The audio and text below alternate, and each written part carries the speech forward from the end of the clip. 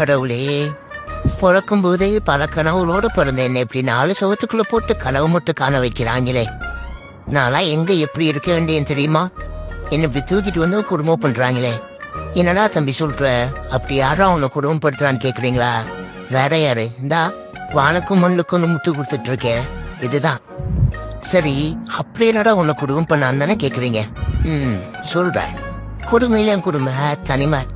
அப்படிப்பட்ட கொடுமையை தான் எனக்கு இவன் கொடுத்துட்டு இருக்கான்.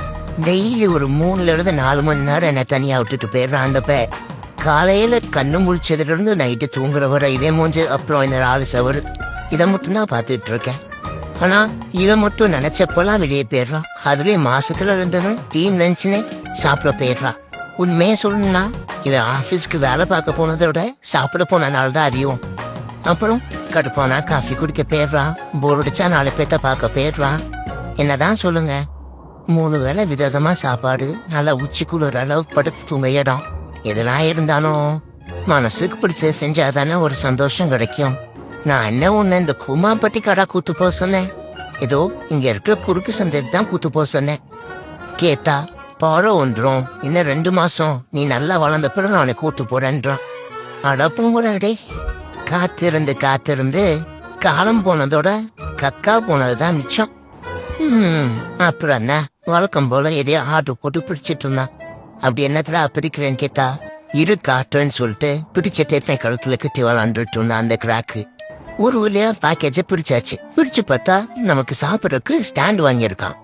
அவன் பார்சலை பிரிச்ச நேரத்துல அவன் கழுத்துல கட்டினதை நான் பிரிச்சுட்டேன். அப்புறம் பாருங்க, நைசின் புறன்னு சொல்லி கம்பி தூக்கி கையில போட்டுருச்சு. இதெல்லாம் உனக்கு தேவையா கோபி? இது பார்த்தாதுன்னு ஏன் தலையில போட்டு ஏன் மண்டைய உடைக்க பார்த்தான். அப்புறம் ஸ்டாண்ட் பிக்ஸ் பண்ணிட்டு எனக்கு சாப்பிட சொல்லி தந்தான். டாடி, அதுலலாம் நான் ஸ்பெஷலிஸ்ட். எப்படி சாப்பிட்றேன் பாருன்னு சாப்பிட்டு காமிச்சேன். புடிச்சு போய் கொஞ்சம் ஆரம்பிச்சிட்டான். அப்புறம் என்ன, எனக்கு சோத்த போட்டுட்டு நாய் வழக்கம் போல வெளியே சுத்த போயிடுச்சு. எங்கடா போறேன்னு பார்த்தா ஆபீஸ்ல கிரிக்கெட் டோர்னமெண்ட் தான். ஒரு விளையாட்டு டோர்னமெண்ட் முடிச்சு தோத்துட்டான். துக்கத்துல தொண்டை அடைக்குன்னு பார்த்தா நாய் பிரியாணி தின்ட்டு தொண்டை அடிச்சுட்டு வந்திருக்கு.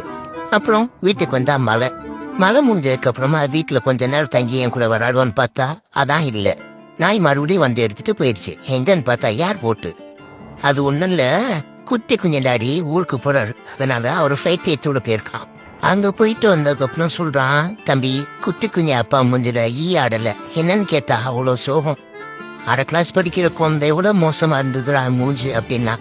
அப்புறம் அவனை தட்டி கொடுத்து ஃபிளைட் ஏற்றி விட்டு வந்துட்டா தம்பி அப்படின்னா.